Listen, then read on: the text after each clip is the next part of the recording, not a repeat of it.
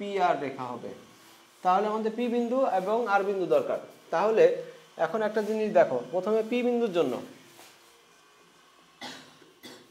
P বিন্দুর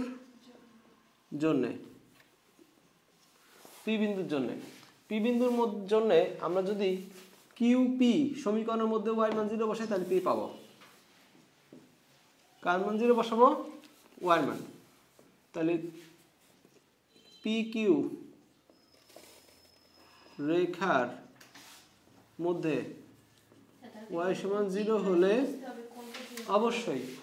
অবশ্যই এত হলে পি বিন্দু পাবো। আচ্ছা, এটা তোমাদের পরীক্ষা হলে লিখতে হবে এমন কোনো কথা নেই, বোঝানোর জন্য লিখতেছি। বোঝা গেল? তাহলে এখন পি কিউ রেখা তো দেয়া নাই, তাই না?